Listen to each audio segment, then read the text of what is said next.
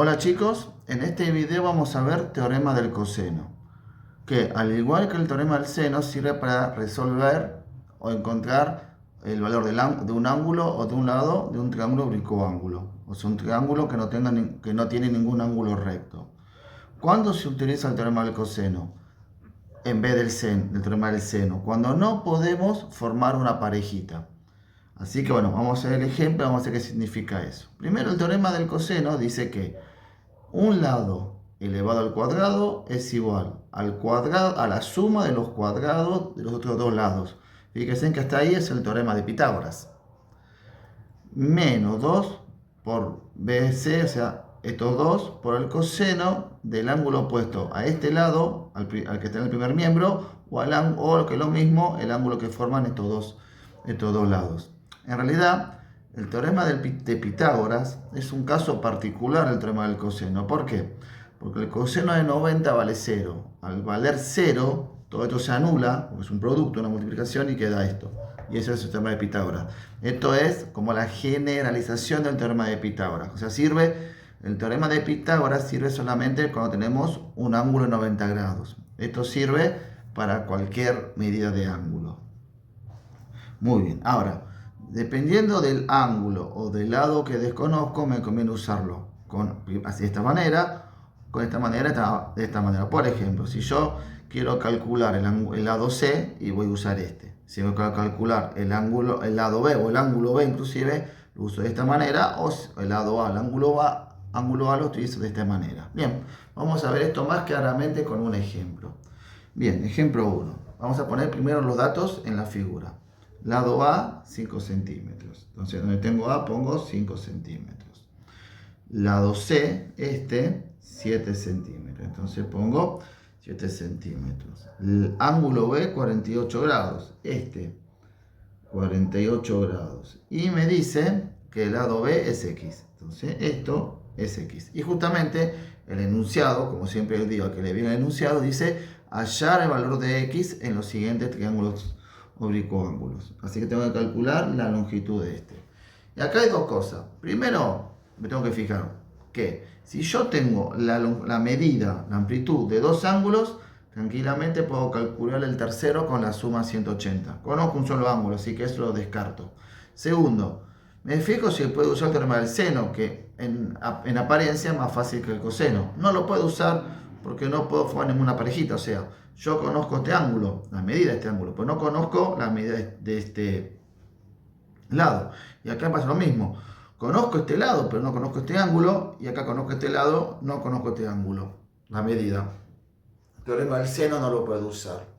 Así que no me queda otra que usar el teorema del coseno.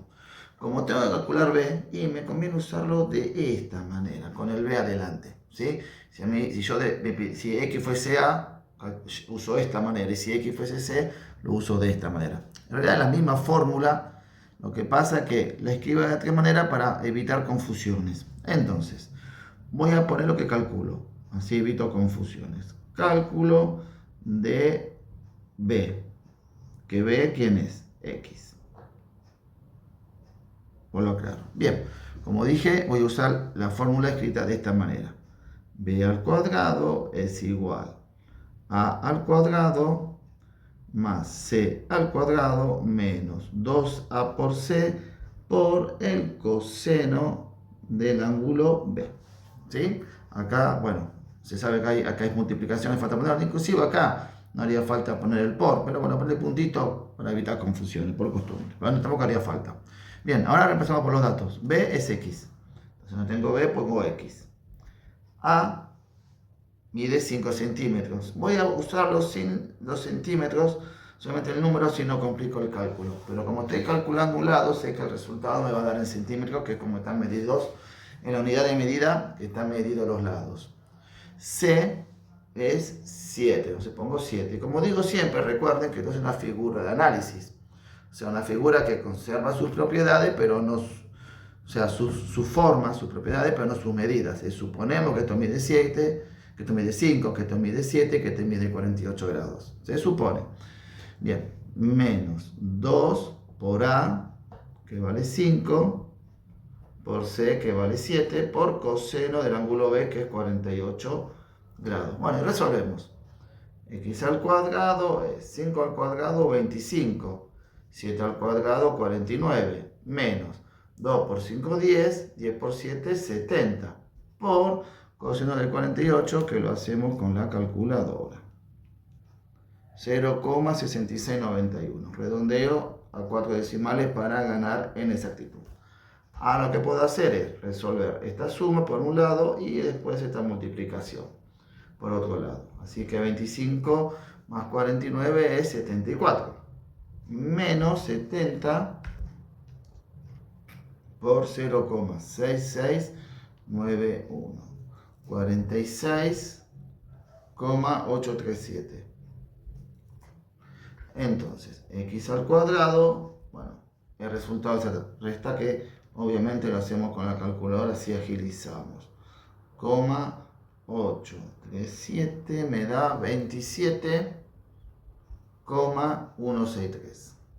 Y finalmente este que está como potencia pasa como raíz. No contemplo el módulo, porque ya sabemos que si pasamos un número como raíz, un exponente par como raíz, esto tiene dos resultados, positivo y negativo, módulo del número. Pero una medida negativa, un número negativo no tiene sentido geométrico. Yo no puedo decir que b vale menos 0,88 centímetros o menos 2,28 centímetros o menos 30 centímetros. Siempre valor positivo. Entonces x va a ser igual al resultado de esa raíz cuadrada. Raíz de 27,167. Esto me da 5,21. El resultado final no hace falta, dejando sin lapicera, vamos a usar otra lapicera. 5,21. El resultado final no hace falta que lo haga con 4 decimales. Con 2 alcanza, que es lo más habitual. Centímetros. Y esto es x. ¿Y quién era x? La medida de b. Ya que está, lo voy a poner acá.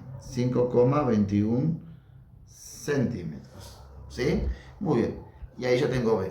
Y acá termina porque el problema solamente me hacía calcular x, que es el lado b. Si yo, si el problema me pidiera calcular la longitud de los otros dos lados, la amplitud de los otros dos ángulos, y bueno, yo ya podría usar el teorema del seno, porque fíjense que acá se forma una parejita, entonces puedo usar el lado b, el ángulo b, y puedo acá, por ejemplo, plantear b sobre seno de b igual a sobre seno de a, y calculo con el teorema del seno y despejo la amplitud de a. ¿Está bien? Y lo mismo haría con c. Lo puedo hacer así o con la suma 180, es indiferente. Pero bueno, como como acá en este problema solamente nos piden el valor de x, nos limitamos a esto, ¿sí? No va a resolver todo el triángulo. Bueno, y acá terminamos con este ejemplo.